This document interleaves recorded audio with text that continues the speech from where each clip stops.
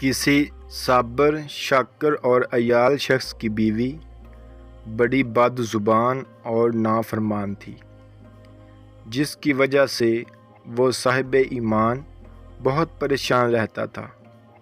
ایک مرتبہ اس کی بیوی بچوں کو کئی روز تک فاقے کاٹنے پڑے، جس کی وجہ سے بیوی نے شوہر کو بہت برا بھلا کہا اور کہا کہ جاؤ اور کچھ کما کے لاؤ۔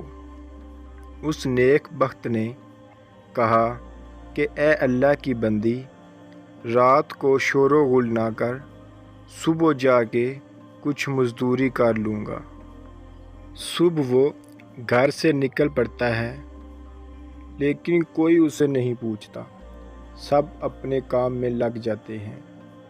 وہ ایک جنگل میں جاتا ہے اور عشاء تک عبادت کرتا ہے اور خالی ہاتھ گھر لوٹ جاتا ہے۔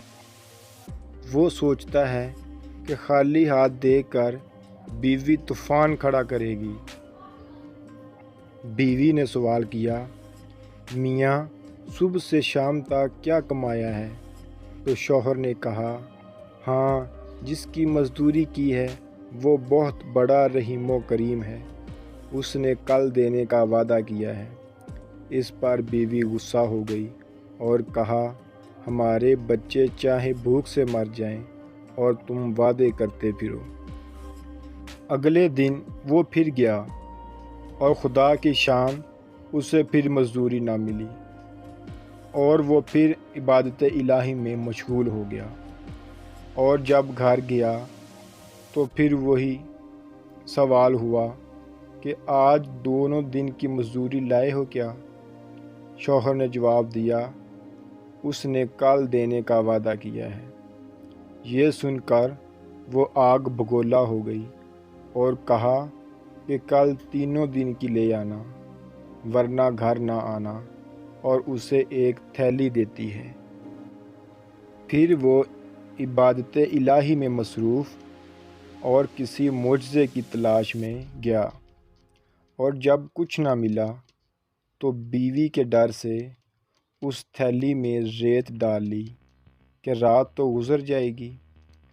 لیکن جب گھر کے قریب آیا تو بیوی کا خوف غالب آنے لگا اور واپس مڑنے لگا کہ اچانک اسے ایسی خوشبو آئی کہ اس کے دل و دماغ کو معطر کر گئی۔ عورت خوش ہوتی ہوئی باہر آئی اور کہا، اندر آؤ، بتاتی ہوں کیا معاملہ ہوا ہے۔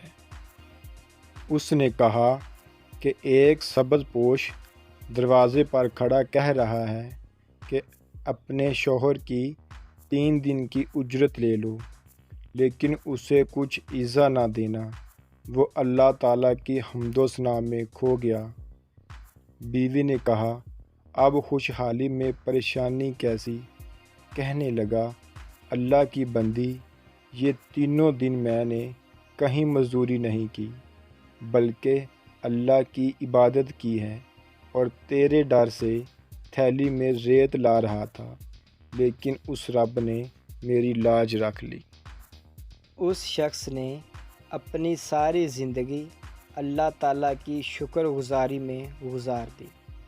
اللہ تعالیٰ پر توکل یعنی بھروسہ کرنا انبیاء کرام کے طریقے کے ساتھ اللہ تعالیٰ کا حکم بھی ہے۔